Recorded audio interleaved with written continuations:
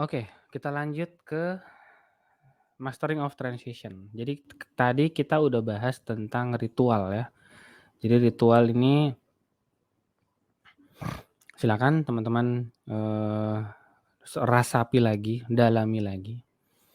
Kalau misalnya ada yang kurang jelas, silakan nanti bisa bertanya di forum.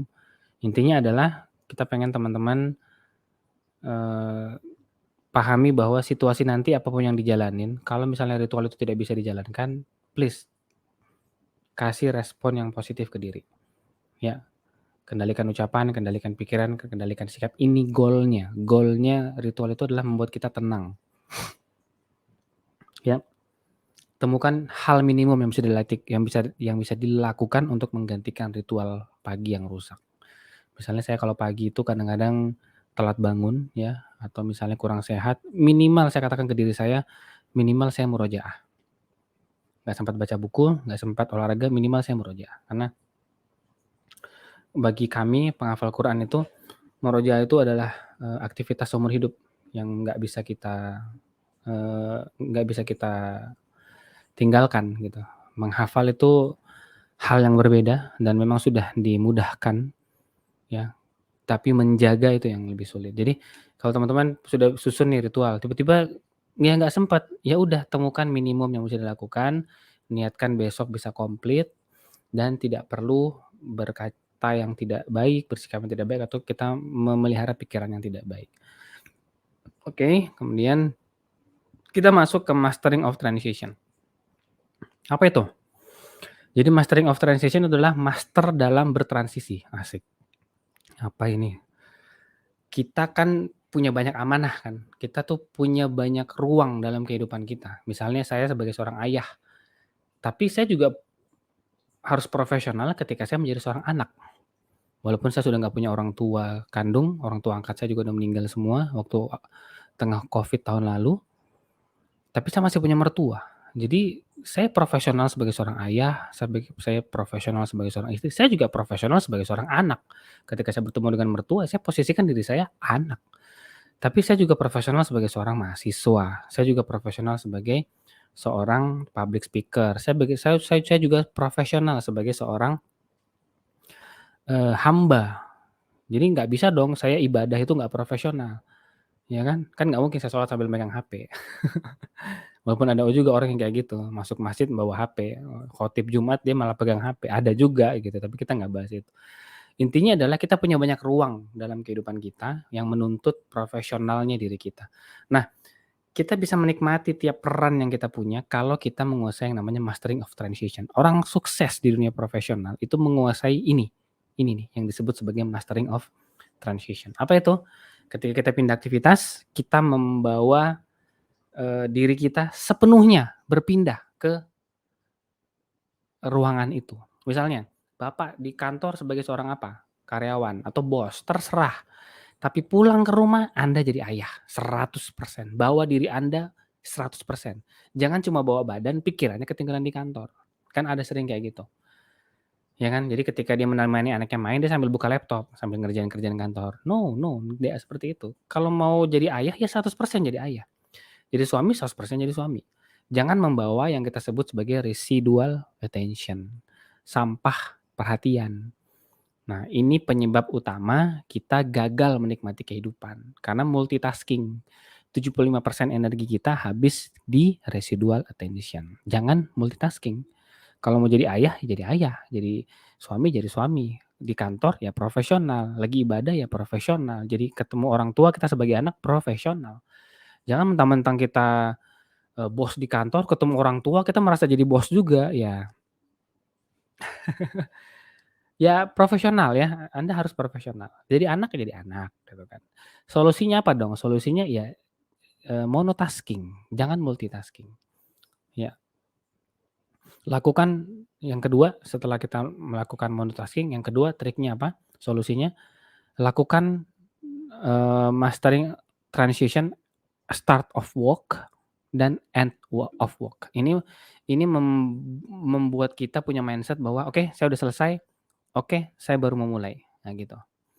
Di sini misalnya kita kasih contoh, start of work-nya itu, baca tulis 3 goal harian. Sebelum mulai kerja, kata mastering of transition. Artinya saya udah selesai nih urusan rumah, saya udah selesai urus, kalau saya di rumah ya, saya udah selesai mencuci biasanya ngepel pagi, cuci piring itu saya udah selesaikan semua.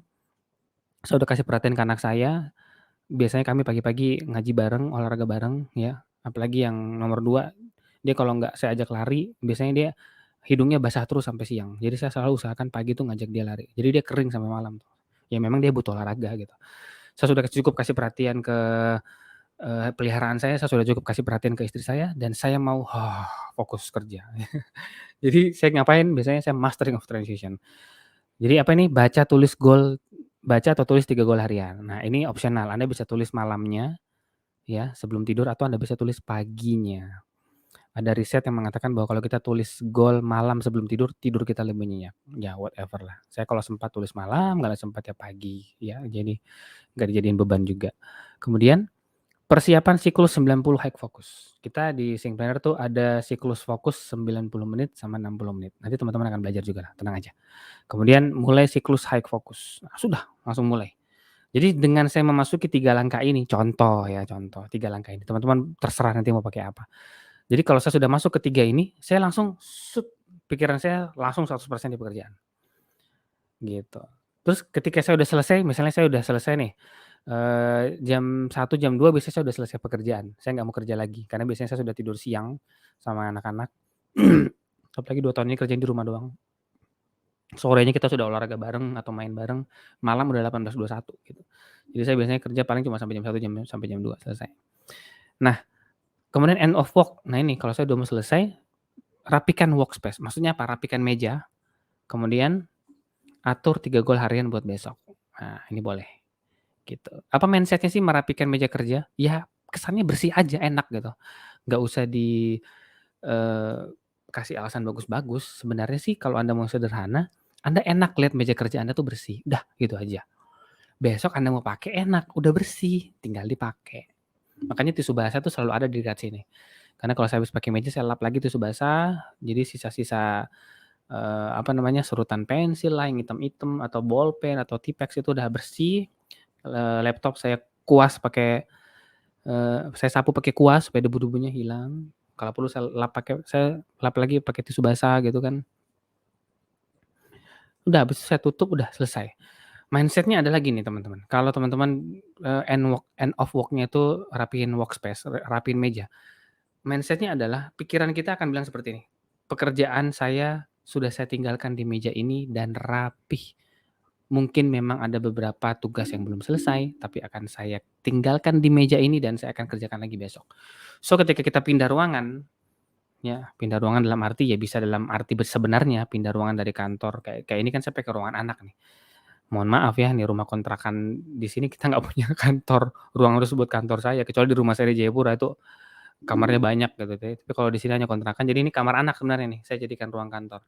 Ya taruhlah ini saya jadikan ruang kantor. Jadi ketika saya kerja memang saya selalu ke sini, anak-anak itu paling ke sini kalau dia mau, ambil buku, ganti baju, sisanya mereka di lantai bawah semua main. Ketika saya udah selesai di sini, saya akan turun dong, artinya saya pindah ruangan dong. Ketika saya pindah ruangan, sudah pikiran saya udah di meja semua, pikiran saya udah di meja, pikiran saya soal pekerjaan sudah saya tinggalkan di meja. Saya turun, saya 100% jadi ayah, nggak pikirin pekerjaan lagi, laptop pun nggak saya bawa ke bawah. Adanya di atas, memang di bawah ada laptop lagi di meja kerja yang di bawah. Meja kerja di bawah itu meja kerja yang lebih besar, saya bikin untuk saya kerja sama istri, tapi itu juga ruangannya di ruang tamu, karena memang ngurus ekspedisinya istri. Di atas ini meja kerja saya, ya saya taruh laptop di sini. Jadi 100% saya tinggalkan pekerjaan saya mau jadi ayah. Udah, itu mindset-nya di situ. Jadi, teman-teman boleh tiru ya, ini bagus banget. Rapikan workspace ini memberikan kita ketenangan dan mindset yang benar gitu, tentang apa yang harus kita lakukan terhadap diri kita dan pekerjaan. Jadi jangan sampai hidup kita tuh isinya hanya pekerjaan aja ya. Nanti ibadah pas lagi sholat ingatnya pekerjaan, lagi sama istri ingatnya pekerjaan, lagi olahraga ingatnya pekerjaan. Please jangan seperti itu, ya. Nikmati tiap momen yang Anda punya. Nanti Anda nyesal ketika Anda pengen, ibadah tenang, tapi Anda udah nggak bisa gitu, karena mungkin kaki Anda udah gemetaran, karena udah tua, karena waktu muda nggak dinikmati ibadahnya. Ya, mau menikmati 100% main sama anak, tapi anaknya udah gede, nggak mau main lagi sama kita, karena waktu dia masih kecil mau main sama kita, kita sok sibuk. Ya jadi jangan kayak gitu. Intinya lakukan sesuatu pada porsinya, pada waktunya. Pulang kantor, sebelum masuk ke rumah, lakukan lagi, masuk ke master of transition. Katakan ke diri sendiri, "Pekerjaan saya memang belum selesai, tapi semua itu saya tinggalkan di kantor, saya akan selesaikan besok.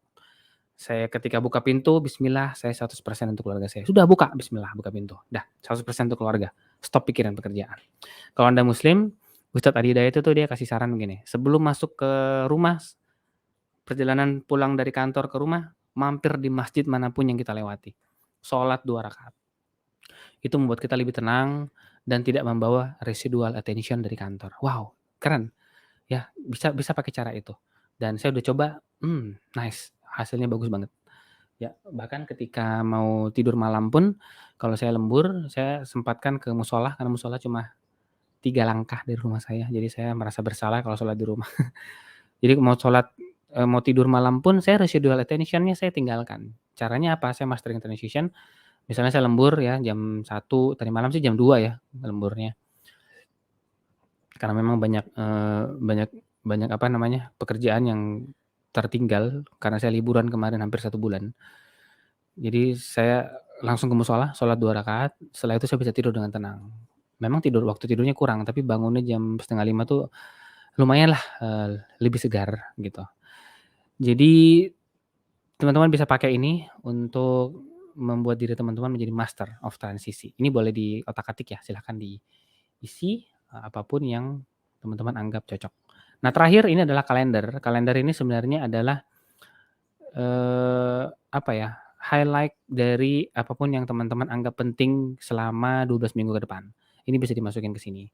Seperti misalnya kalau saya punya itu, eee oh salah ya kameranya di sana. Salah. Saya punya styrofoam di sini, ya, isinya itu kertas-kertas sticky note yang ditempel-tempel itu kayak gini nih fungsinya. Jadi kalau ada hal-hal yang penting yang teman-teman mau diri teman-teman tuh diingatkan, buat teman-teman boleh tulis di sini. Misalnya Senin, mertua mau datang, ayo beresin kamar, nah ditulis di sini. Terus ditulis di sini misalnya, ini bulan apa nih, terserah ini bulan apa, misalnya bulan Januari tahun 2022. Di sini misalnya tanggal 9 bulan 1, hari apa sih, hari Ahad di sini kan. Buat rekaman sync planner, nah gitu. Terus hari Seninnya tanggal 10, tulis di situ, ulang tahun pernikahan. Nah, boleh tulis di sini. Saya sih isinya kadang paling 1, 2 lah, nggak padat. Teman-teman boleh ngisi apapun untuk nge-reminder hal-hal yang penting. Oke, ini next, best week, sabar saya lupa best week ini jatahnya siapa nih? Mmm, mhm mhm mhm. Sampai 68, oke. Ternyata ini, jatah saya cuma sampai di 68 ya, slide 68, nanti best week, Pak Agus yang akan menjelaskan. Oke, thank you teman-teman, see you nanti di next slide.